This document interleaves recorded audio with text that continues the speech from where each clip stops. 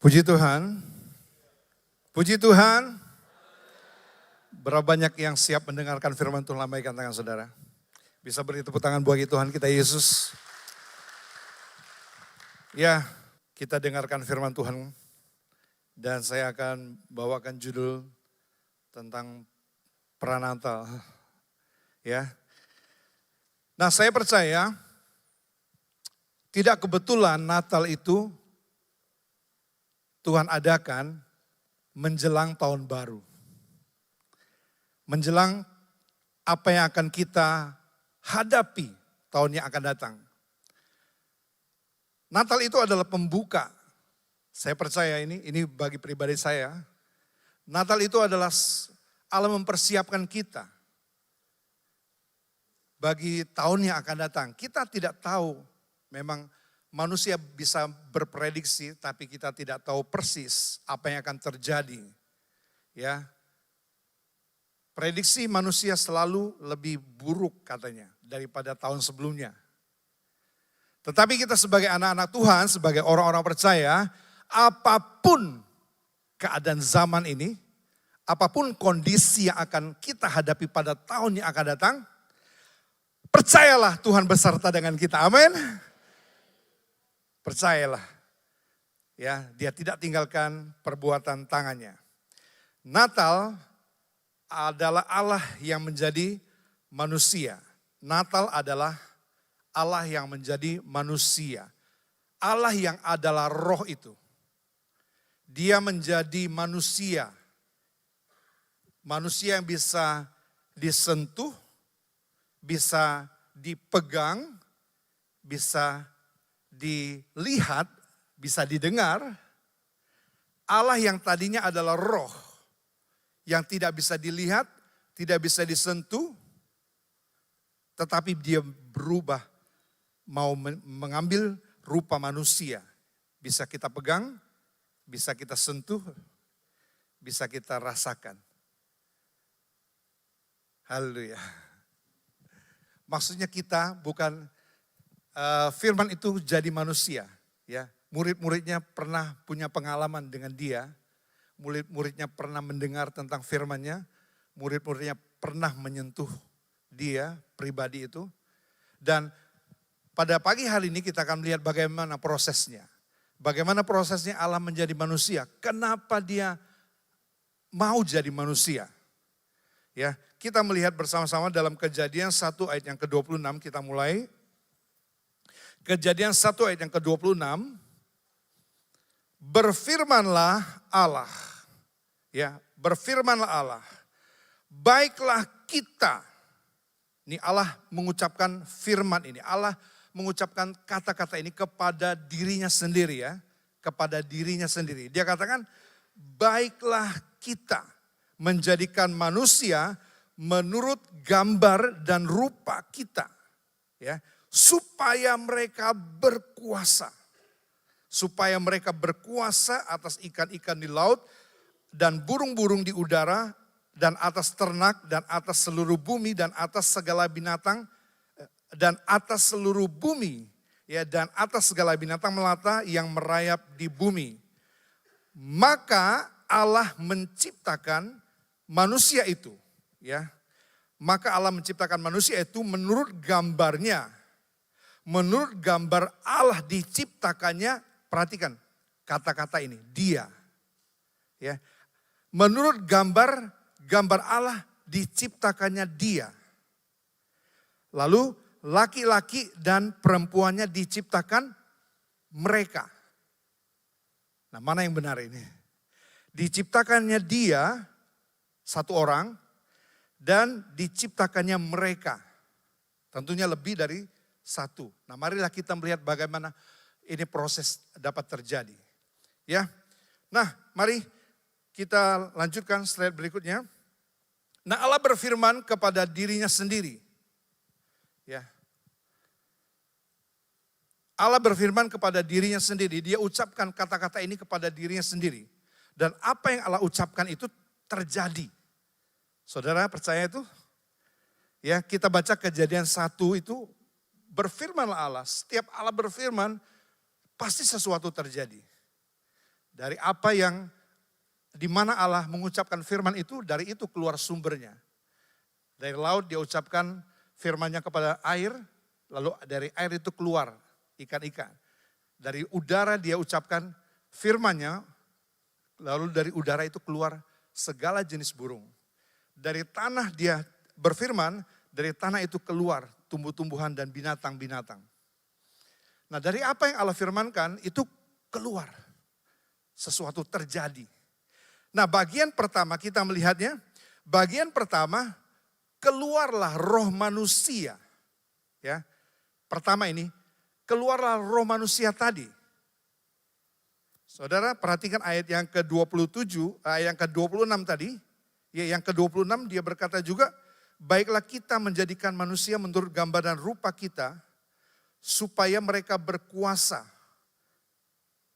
atas ikan-ikan di laut dan atas burung-burung, atas ternak, atas seluruh bumi, atas segala binatang yang merayap di bumi.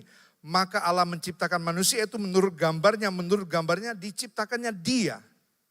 Ini bagian pertama. Nah, Allah menciptakan bagian pertama ini roh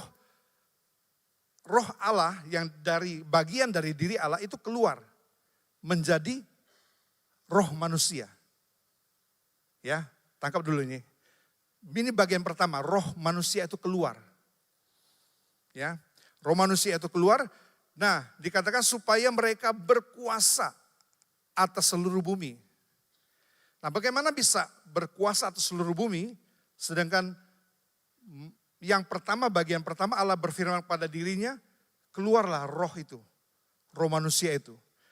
Nah, itu sebabnya kita masuk ke bagian yang kedua. Bagian yang kedua dikatakan roh manusia itu ditaruh di dua tubuh, di dua rumah yang berbeda. Ya. Disebutkan tadi kita lihat ya, menurut gambar Allah diciptakannya dia. Dia itu siapa? Itulah roh manusia kita. Roh. Kemudian bagian kedua, ingat ya, roh itu ditempatkan di dua rumah yang berbeda, di dua tubuh yang berbeda. Disebutkan laki-laki dan perempuan, male and female.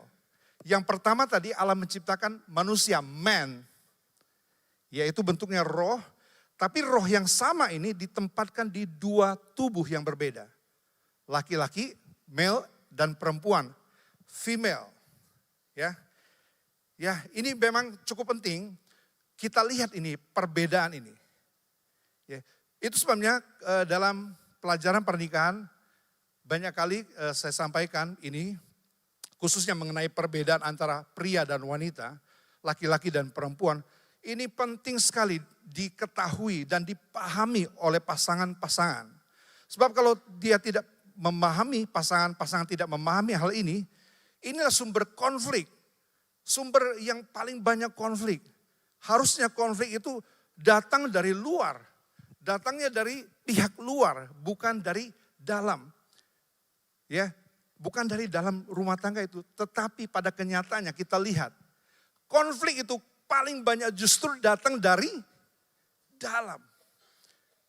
Karena ketika perbedaan ini kalau tidak dipahami. Nah, perbedaan inilah yang membuat kita tertarik kepada lawan jenis kita. Amin, saudara? Amin. Kalau tidak amin, saudara tertarik dengan sesama jenis. Ya, kita tertarik kepada lawan jenis kita karena perbedaan ini. Tetapi perbedaan ini juga sumber konflik. Ya, perbedaan ini sumber konflik. Kita lihat hanya kalau mau cari yang sama, hanya roh yang sama.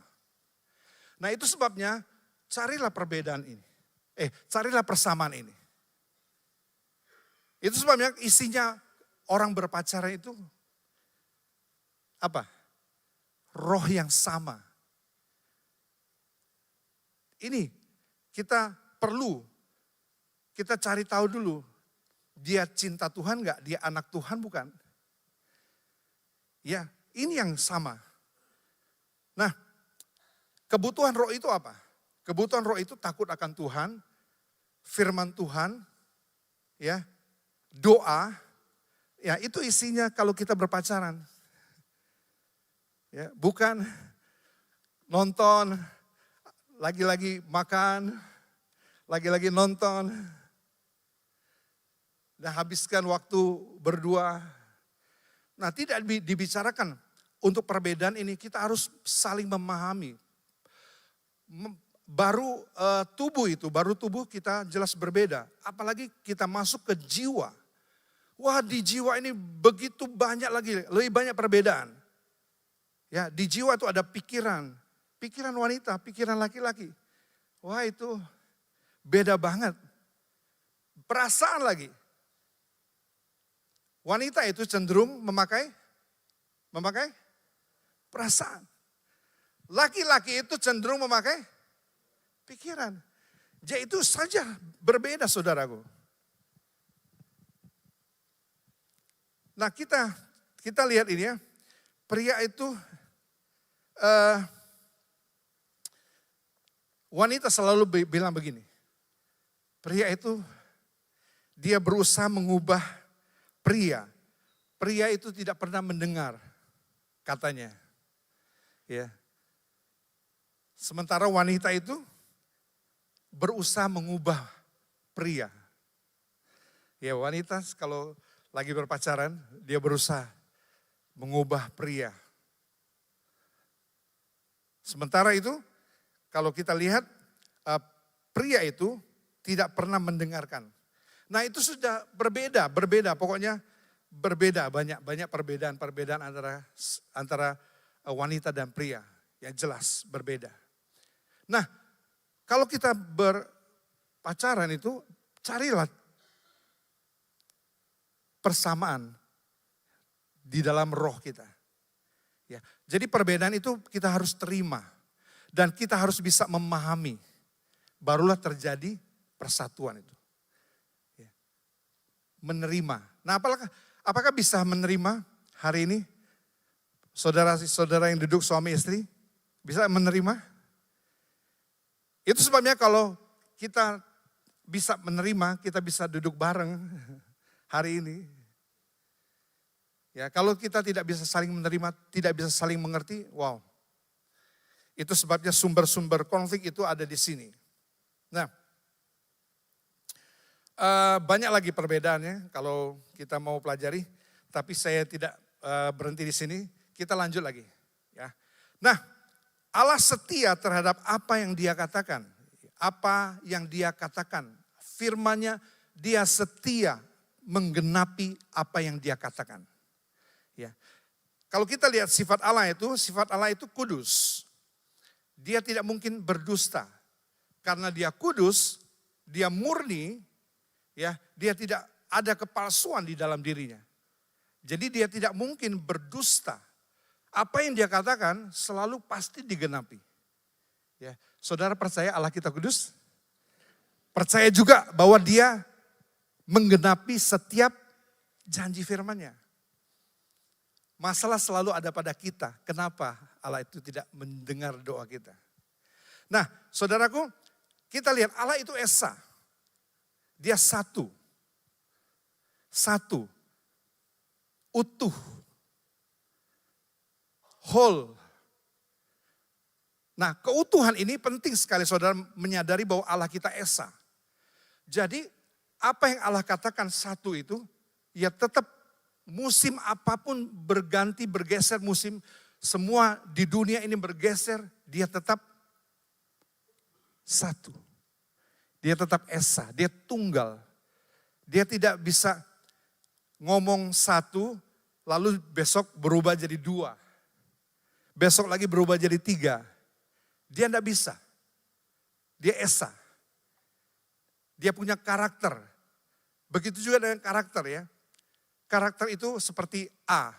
Mau hujan, mau panas, mau banjir, mau pagi, mau siang, mau malam, mau banyak orang, mau tidak ada orang, dia tetap tidak berubah. A tetap A. Itulah karakter. Dia berintegritas. Itu sebabnya kita patut percayai Dia. Amin, saudaraku. kita patut mempercayai siapakah dia. Apa yang dikatakannya itu pasti digenapi.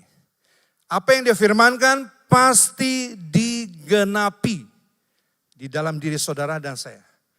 Ya dan amin firmannya. Ya, pasti terjadi, tidak akan berubah. Nah, apa yang dia katakan dalam firman-Nya tentang manusia itu? Ya, ini. Dia katakan supaya mereka berkuasa atas seluruh bumi. Ya. Supaya dia berkuasa. Bahasa Inggrisnya katakan, let them, biarkan mereka. Let them dominion. Mereka berkuasa. Dia tidak berkata begini, let us. Baiklah kita berkuasa. Tidak. Ya. Saudara tangkap ini, biarkan mereka berkuasa. Artinya ini, ya, bumi ini sudah menjadi tanggung jawab manusia. Itu sebenarnya manusia bertanggung jawab atas bumi, pengelolaan bumi, masa depan manusia, itu manusia sendiri yang bertanggung jawab. Ya, kalau kita baca di Mazmur 115 ayat yang ke-16, di situ dikatakan, langit itu kepunyaan Tuhan. Langit, kepunyaan Tuhan. Tetapi di bumi sudah diserahkan ke tangan anak-anak manusia. Coba kita baca.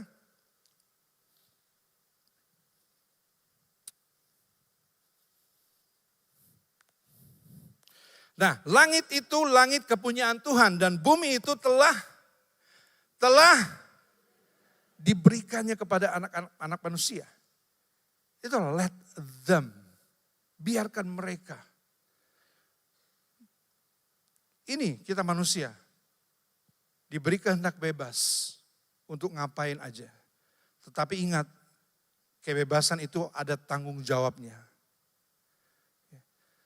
Tetapi kebebasan itu milik manusia. Bahkan Allah tidak dapat mengintervensi kehendak bebas manusia. Termasuk ketika Adam dan Hawa memilih untuk mengambil buah pohon pengetahuan. Dia tidak mengintervensi lagi. Kalau dia sudah susun rencana, sampai selesai dia sudah susun. Kalau Adam, Hawa jatuh dalam dosa, mau jatuh dalam dosa, harusnya Allah mengintervensi, turun langsung.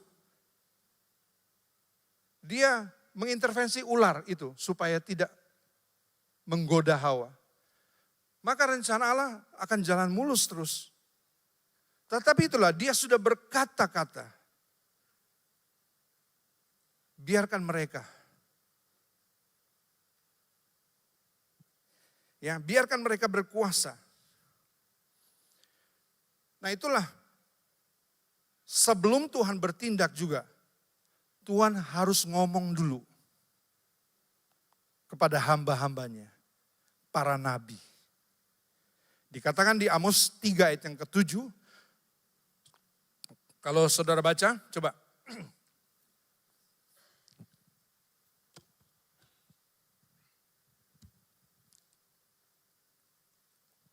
Nah, sungguh Tuhan Allah tidak berbuat sesuatu. Dia tidak melakukan sesuatu.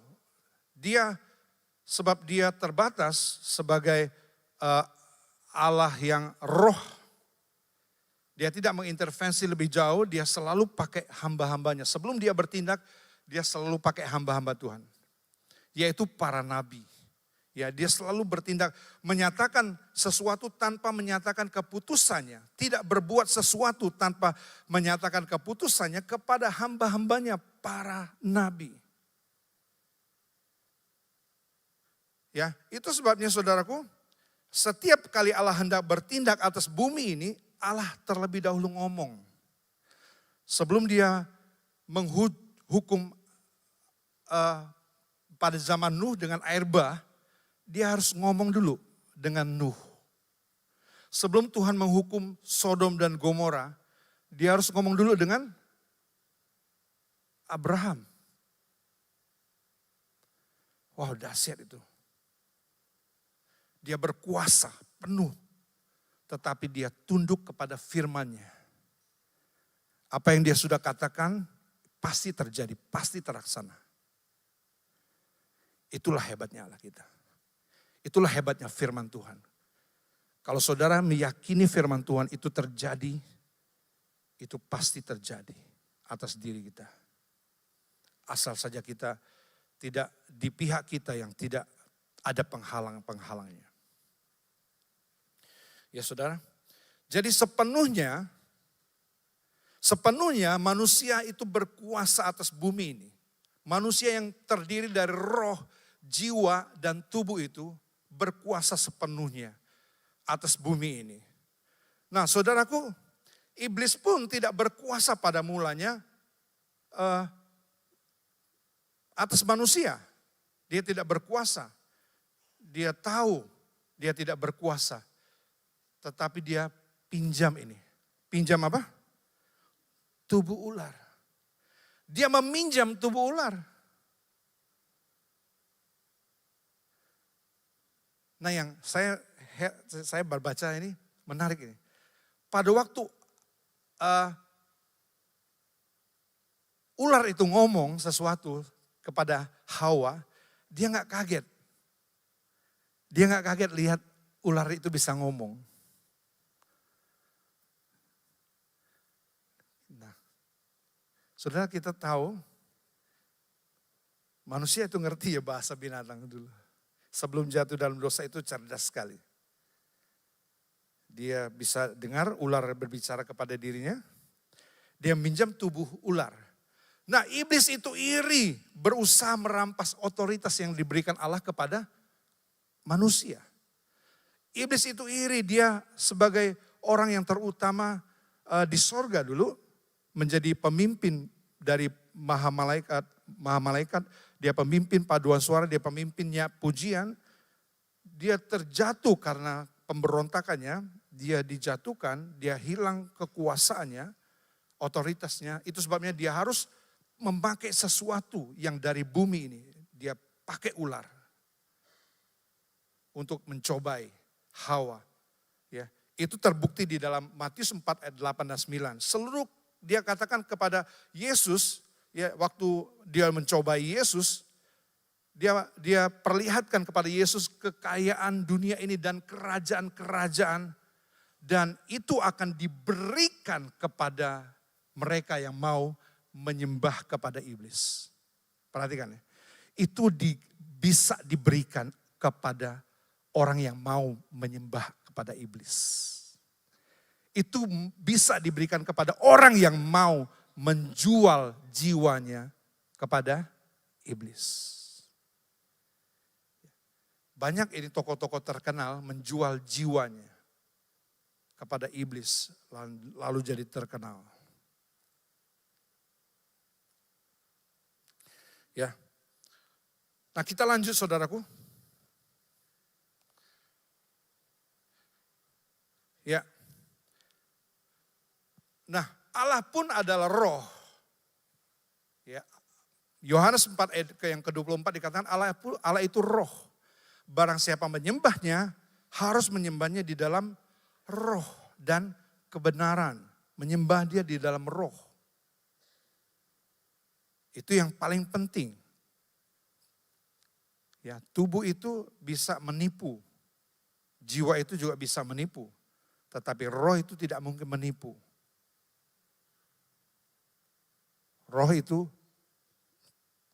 adalah roh Allah di dalam diri kita. Dia juga punya sifat-sifat Allah. Tetapi kalau manusia daging kita kuat pengaruhnya, dia jadi lemah. Dia tidak berdaya. Nah itu sebabnya saudaraku, kita perlu mencermati hal ini. Ya. Nah saat manusia jatuh ke dalam dosa, Allah tidak dapat langsung menghancurkan iblis. Harusnya dia langsung dia cuma mengutuk, manusia itu mengutuk ular itu. Tapi dia tidak bisa menghancurkan iblis itu secara langsung. Itu sebabnya dia berfirman di Kejadian. Ya, di Kejadian 3 ayat yang ke-15. Mari kita baca. Kejadian 3 ayat 15. Aku akan mengadakan permusuhan antara engkau dan perempuan ini. Ya, mengadakan permusuhan antara engkau dan perempuan ini. Terus keturunanmu dan keturunannya. Ya, keturunan yang baik dan keturunan yang jahat selalu ada ini. Terjadi permusuhan. Dan keturunannya akan meremukkan kepalamu. Keturunannya akan meremukkan kepalamu. Keturunan wanita itu akan meremukkan kepala iblis.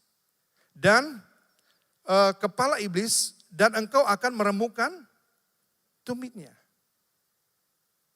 Ya. Keturunannya akan meremukkan kepalamu. Kepalamu akan meremukkan tumitnya. Ya, kita kembali ke slide.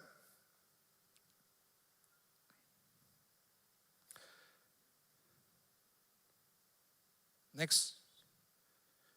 Nah, itu sebabnya inilah Natal. Allah menjadi manusia. Oh, betapa kita berterima kasih kepada peristiwa Natal itu.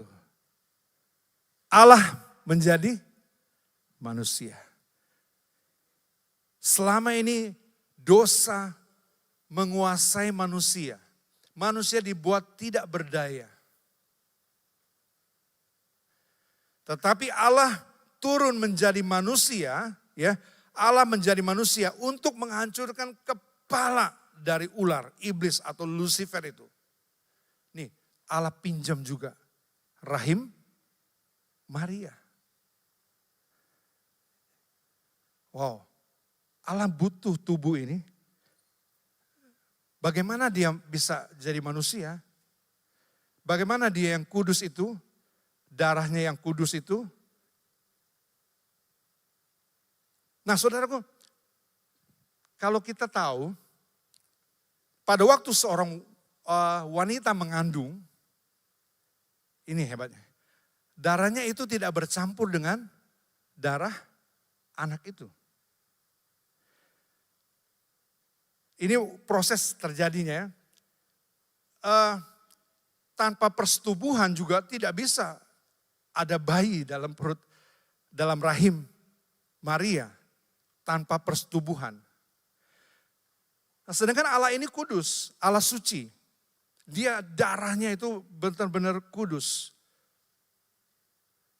Saudara, luar biasa sekali, Allah itu mendesain seorang wanita. Sebelum dia menciptakan, dia berpikir jauh ke depan tentang bagaimana nantinya dia akan jadi manusia. Allah jauh berpikir ke depan bagaimana dia jadi manusia melalui seorang wanita. Itu sebabnya dia titipkan benih dari Roh Kudus.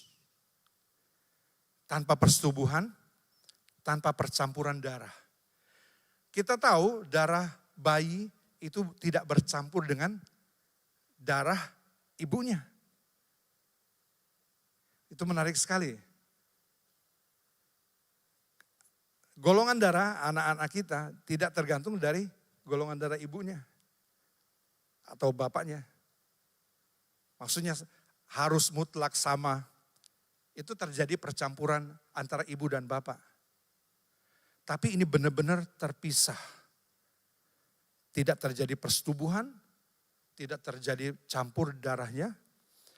Maka lahirlah Yesus itu. Wow, satu mujizat yang besar. Allah menjadi manusia. Oh, betapa ajaibnya ya. Ya, ya. Bagaimana mungkin terjadi? Maria katakan, aku belum bersuami.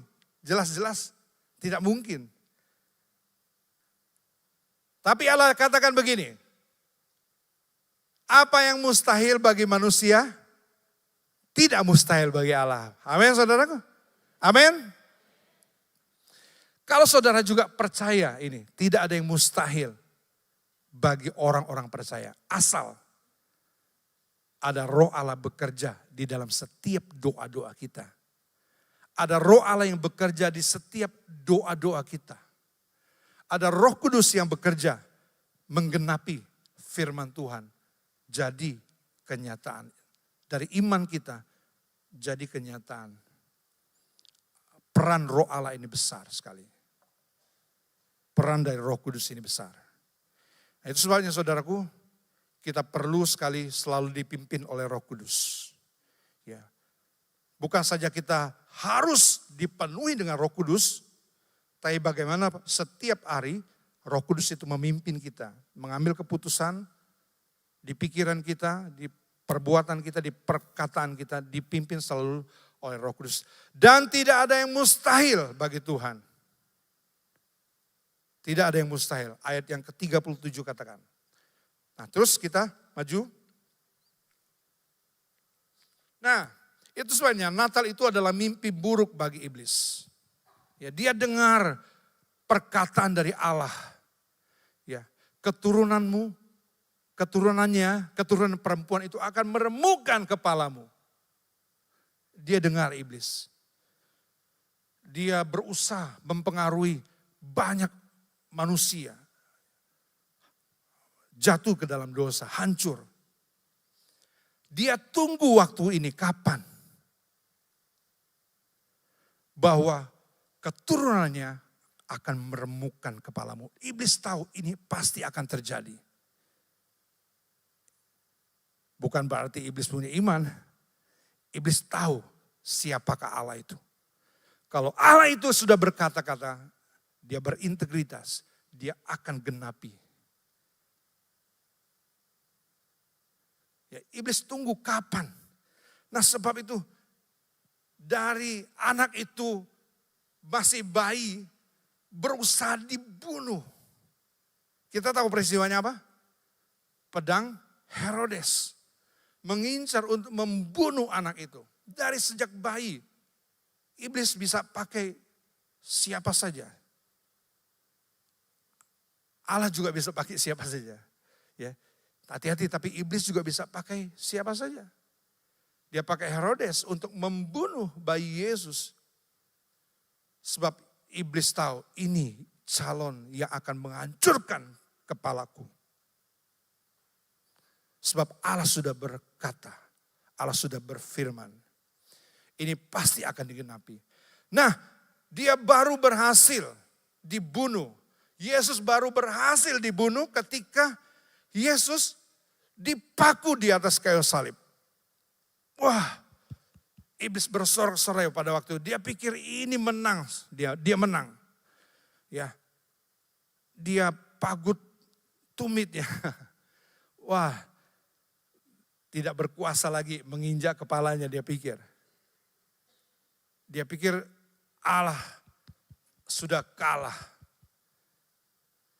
Tetapi justru sebaliknya di kayu salib itu, iblis dihancurkan kepalanya. Haleluya. Haleluya. Buat siapa dia lakukan itu? Buat siapa? Katakan buat saya. Buat saya. Buat saudara-saudaraku. Kepala iblis dihancurkan. Ya. Tetapi ternyata justru dengan kematiannya kepala iblis dihancurkan oleh Yesus. Mari kita baca Ibrani 2 ayat 14. Ibrani 2 ayat 14.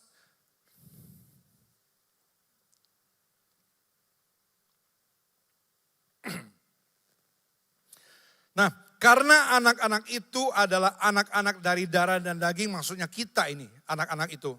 anak-anak itu adalah anak-anak dari darah dan daging, maka ia juga menjadi sama dengan mereka, sama dengan manusia, dan mendapat bagian dalam keadaan mereka. Dia mendapat bagian mengambil rupa manusia, mengalami semua yang dialami oleh manusia. Satu yang beda, dia tidak pernah berbuat dosa. Darahnya tetap suci, darahnya tetap kudus. Dia sungguh berintegritas. Ya, dia Allah yang esa. Dia Allah yang kudus. Lalu supaya oleh apa? Kematiannya. Inilah benih dari perempuan itu. Dia harus mati. Memang dia harus mati. Saudara percaya enggak? Dia itu sudah mati sebenarnya. Sebelum dunia dijadikan. Dia sudah mengalami kematian. Kenapa dia mati? Itulah sebabnya dia katakan kepada dirinya sendiri. Pada waktu kamu makan, kepada manusia itu maksudnya, pada waktu kamu makan, kamu akan mati.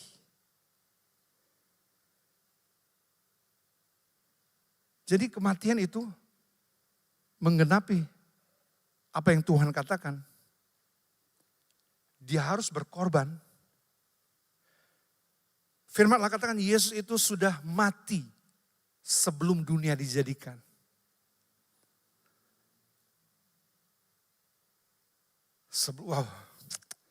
Sebelum dunia ini dijadikan. Kematian ya roh. Nah kematian roh ini harus menggenapi juga kematian secara daging. Kapan dia mati di dalam daging? Ini, pada waktu dia disalib. Dipaku di kayu salib.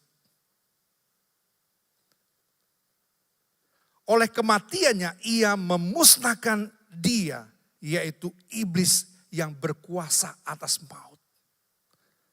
Haleluya, dia menang saudaraku. Dia menang, dia berkuasa.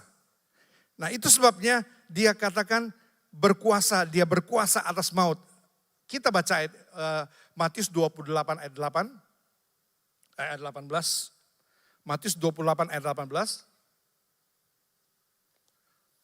Nah Yesus mendekati mereka dan berkata, ini setelah dia bangkit dari kematian. Dia bangkit dari kematian, dia katakan apa? Kepadaku telah diberikan segala kuasa. Baik di sorga maupun di bumi. Nah otoritas itu yang tadinya di tangan manusia jatuh ke dalam dosa, iblis merampas otoritas itu. Sekarang otoritas itu milik Yesus. Milik Tuhan kita. Ya segala kuasa telah diberikan kepadaku. Baik yang di sorga juga yang di bumi. Haleluya, haleluya. Nah itu sebabnya otoritas ini di tangan Yesus. Kembali ke tangan Yesus.